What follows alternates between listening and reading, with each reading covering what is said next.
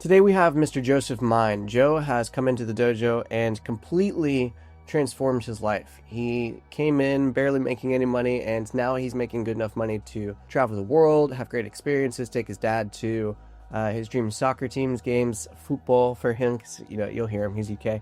But overall, Joe is just an absolute blast to hang out with, and you'll notice one of his secrets to sales is actually just being himself.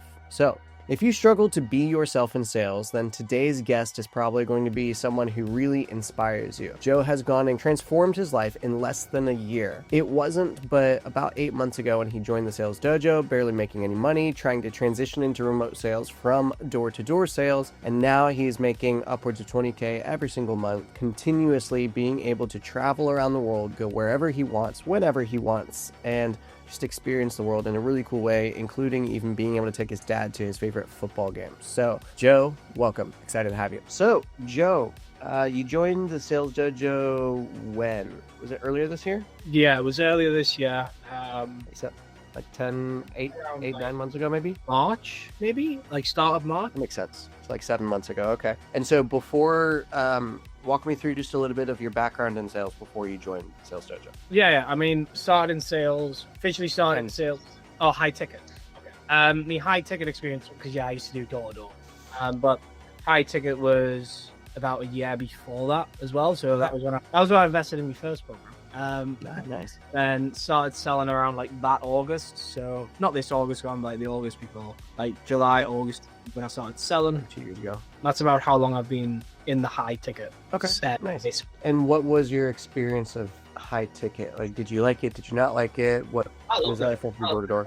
Yeah, like it's a lot better than door to door. Like I always sometimes when I see people post it, like, grinding hard today, when they're sat at a computer, I'm like, fuck off, man. Like, this is not hard. Just for real. I'm sitting at my desk, looking out the windows. It's good shit. Yeah, and it's like, yeah, that's not like hustling. Like, that's great. Okay, so what were you, if you don't mind sharing, like what were you making in commissions before you joined the dojo? Like, were you consistently here? Before the dojo, it was around like 8, 9, 10-ish. Sure. Okay. And so then I guess you're a little bit of an interesting case, but I'll let you share. How did you and I actually meet, and like what got you into the dojo in the first place? Yeah, so you posted a job advert for a high ticket offer, and you literally said, "This offer is shit. The marketing is shit." I forgot about that. Okay. It's a hard fucking sell. Like people, like nobody's warm, nobody's nothing or anything like that. We were like, but if you want to apply, here's the link. Because it was like an offer, it was like an Australian offer that you were trying to like help them with. Like, they were trying to break into the US market, and that you were like the US sales manager, I guess. Yeah. I applied for that, and then you were like, "Are you sure? Like, it's shit." And I was like, "Yeah, man, fuck it, put me on." Yeah. Because at that point, I was pretty shit. So I'm like, well, it's a shit offer, but I'm pretty shit as well. So like, fuck it. Perfect for each other. And, we joined that, and I mean, it was shit. It was fun, like for the week and a half we were on it, and then we all got sacked by a room video. But yeah, so that's how we originally met. And then like obviously when we were doing that, obviously I got to do like a lot of free one-on-ones with you because you were the sales manager. I did. Great. That was great. Yeah, I'll send you the wise transfer later. But so like I kind of seen like your approach. It wasn't like, because I was always like a very like, I have to do this, or I have to do that, or I have to do this, or I have to do that. Whereas yours like wasn't. It was like, do what you want. Like, what feels right? Okay, do that. Yeah. I was like, oh, you can shit. do that. You beat me. Oh, right. Okay. And then that was when we initially met, and then I think it was like a month or so later, after I'd thought about it, talked to my wife, looked at the finances. That was when I joined. Nice. So you've kind of taken that advice, like you can just sell however the fuck you want, and ran with it. Do you mind sharing maybe just like a quick 30-second story, how you're selling these days? It's maybe different than the way that you were before. I'm very, very unserious. Okay.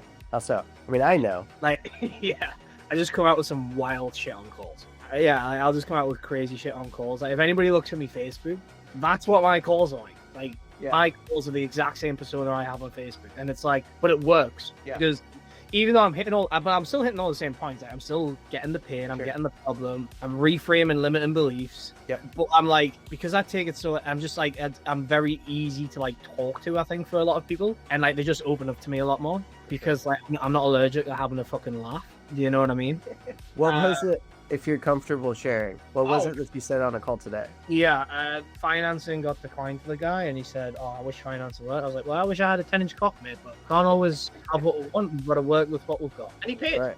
He paid. Right. I love it. I love it. So, okay. So it started to kind of have the realization that you don't have to sell a certain way. You can just kind of learn how to sell to be yourself. Of course, you're still like following somewhat of a framework. You're hitting points that you know that you need to hit, but also at the same time, you know that like it's paint by numbers. You get to use whatever the hell you want in the middle. Yeah. So it's like kind of it's like having the destination, and there's a lot of roads you can take.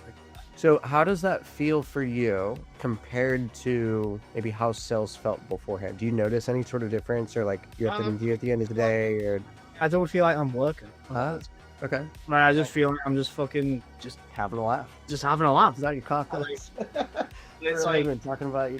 that's what sales like is. That, you know, it's just talking, right? But it's like I think a lot of people take it way more seriously than sometimes it needs to be. Yeah. And like they forget who they actually are in the process. Yeah. A lot of people I found just forget why they got into it. Yeah. And they neglect that version of themselves without getting too deep or too philosophical. Like, I don't know about you, but I got into sales to be able to have ultimate freedom in my life because like you can make money from talking to somebody. Like that was absolutely wild to me. I had to, before sales, put in like hours of practice on a musical instrument and then go find a client and then like prepare for it and show up to the place and then play the thing. And like there were so many things. And then now it's just like show up on Zoom, call a list of phone numbers and make a couple grand in a day. It's stupid. Yeah, and I think it's like, and that's the point where it's like sales is a conversation, and it's like it's just talking. But there's so many sales reps out there like are so serious they forget what an actual conversation is. Yeah,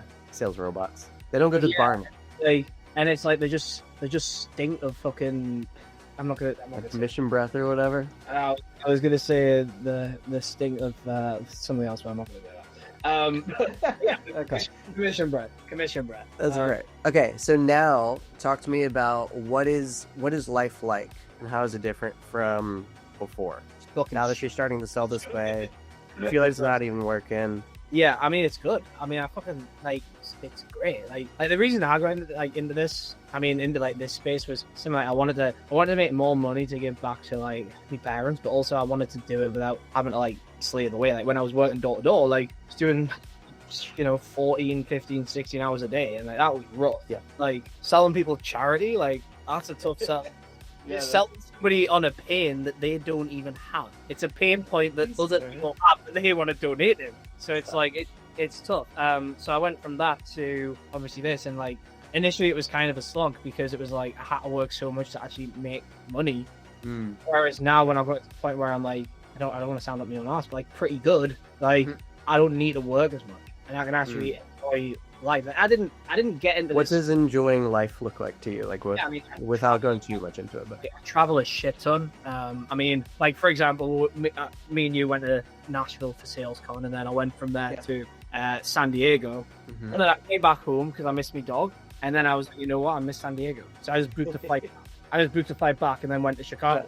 And it's like I know there's a lot of people in the space do that, but I don't know anyone else around me that can just spontaneously do that. Like me and my dad were going to a 2 Michelin-starred restaurant on this coming Monday down in London, and like was making a weekend out of it because like, fucking why not? Like, it's good shit.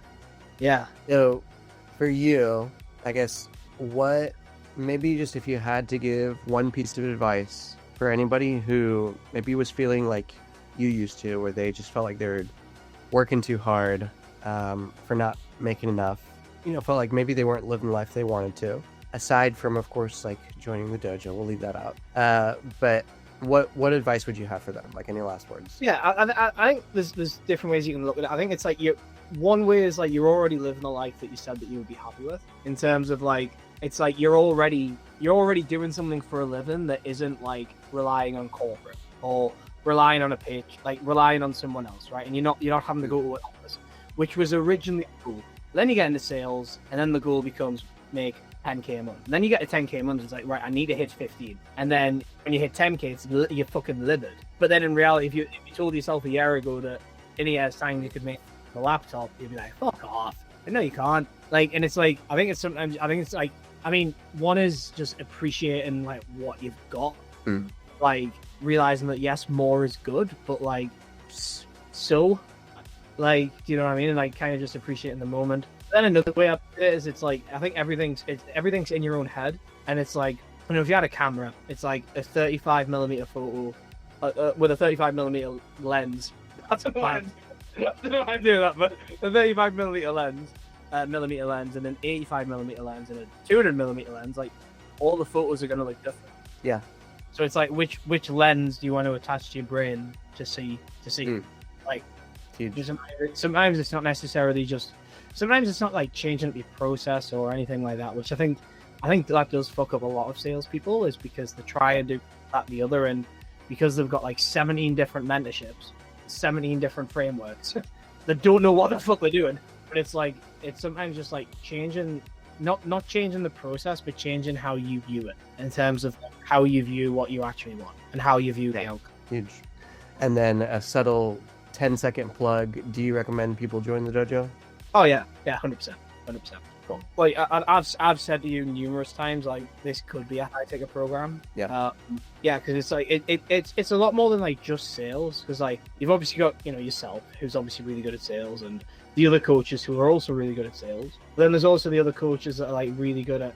I don't want to like say too much before people get in, but like, you know, there's the other coaches who are really, like inner work and like understanding people, and you know, big deal. And yeah, there's so many different aspects you can take from the dojo, more than like just sales. But yeah, I would recommend it. Huge. Awesome, dude. Appreciate you. I got to bounce, and I'll see you on the outside. All right? See you on the outside, man.